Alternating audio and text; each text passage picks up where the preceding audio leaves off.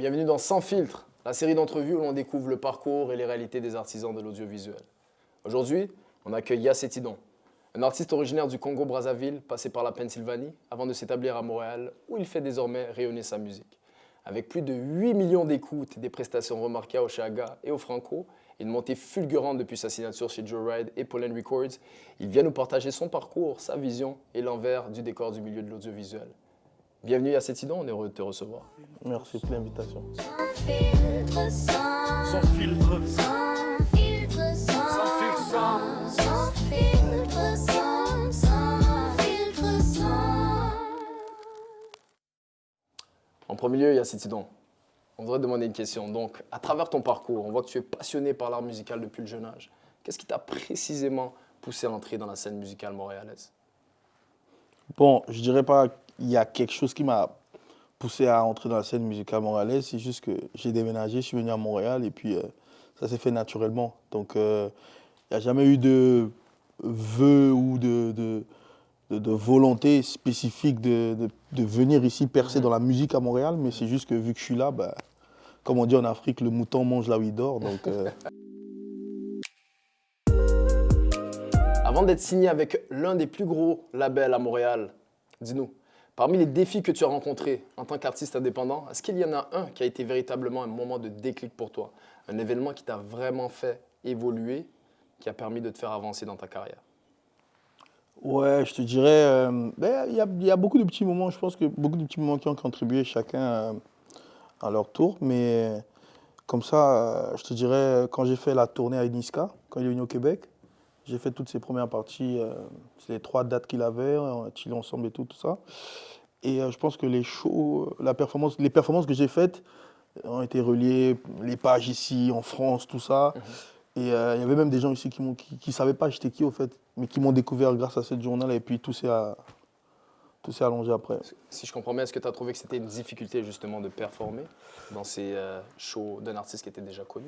Oui, c'est sûr, parce que les gens à la base, ils viennent pas pour toi. Ils viennent pour l'artiste et tout. Surtout quand on éteint les lumières, eux, ils s'attendent, tu vois, tout le monde crie. Ah. Après, ils voient quelqu'un d'autre, un gros Congolais monter sur scène. Ils disent, mais c'est qui ce mec? Mais après, c'est la musique qui parle, bro. Tu te fais bouger. Quand le public voit, c'est comme, tu vois, le sport où on tape une balle sur le mur, là, j'ai oublié le truc. En fait, quand le public voit l'énergie que tu donnes, il te redonne la même chose. On peut voir que tu as travaillé avec l'un des plus gros artistes de la scène québécoise, Simon Loud. Peux-tu nous raconter comment s'est déroulée cette collaboration avec cet artiste si bien connu à Montréal? Bon, comme je l'ai dit tantôt, je n'ai pas grandi ici, donc je ne connaissais pas trop la scène musicale montréalaise quand je suis venu. Mais après, j'ai commencé à me renseigner. Quand je demandais c'est qui comme un peu le boss ici et tout, genre, on me dit c'est Loud, c'est un tel, un tel. Et puis un jour, je me souviens, je performais au Osgang Plaza. Il y avait un show. D'ailleurs, il y avait un artiste là-bas qui s'appelait Billy. Billy Keita, Nabil Keita, qui avait performé avec moi ce jour-là.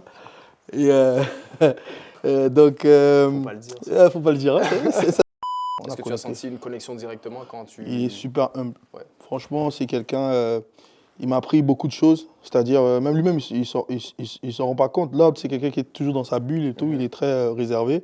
Mais avec moi, il n'a pas le choix de. Moi, je viens hey, arrête-moi, viens, on va danser. Tu veux mettre l'Afrique un peu tu connais. Ouais, avec lui, j'ai beaucoup appris. Ouais. J'ai beaucoup appris. Bon, il y a plein d'anecdotes, hein, mais voilà, ça a commencé comme ça. Et puis, Rough Sound, tu connais Rough Sound? Oui, ça me dit il travaille avec Loud, mais il fait les sons de Shakira, Jason Derulo, tout ça. Okay. C'est lui qui fait les prods de Loud. C'est lui après qui m'a écrit sur IG, écoute, viens, on fait une session, et puis à la base c'était un son, mais la vibe était tellement bonne au studio qu'on a fini par faire 2 sons. Très intéressant. On aimerait te demander, quand tu travailles avec une équipe derrière la caméra, que ce soit pour la réalisation, le montage, les lumières, qu'est-ce que tu apprécies le plus dans cette collaboration? Dans la même occasion, est-ce que tu peux nous dire une anecdote ou justement un moment que tu as apprécié le plus dans cette collaboration avec une équipe de montage? Je te dirais, d'habitude, quand il y a un grand projet, une grande vidéo, comme par exemple Day and Night, c'est de voir les gars, ils te ramènent l'idée, ils te font un mood board, comme on dit, avec tous les tableaux de toutes les scènes qui vont se faire et tout. Et ce que j'aime, c'est les voir, en fait. Eux, ils ont ça dans leur tête. Et c'est voir comment ils sont passionnés. Tu vois, moi, je suis juste... comme un acteur, là, fais ça, fais ça, fais ça. Mais c'est vraiment, eux, ils ont le truc dans la tête et voir qu'ils y croient même plus que toi. Tu vois, non, ça va être bien. Des fois, t'es même, est-ce que tu es sûr? Non, ça va être bien. Tu vois, c'est voir leur motivation et c'est toujours super cool de voir des gens qui croient quelque chose plus que toi ou autant que toi. Ben, ça ramène juste là, je pense, un résultat super bien, quoi, tu vois. Donc, ben, déjà, la base, c'est d'être passionné.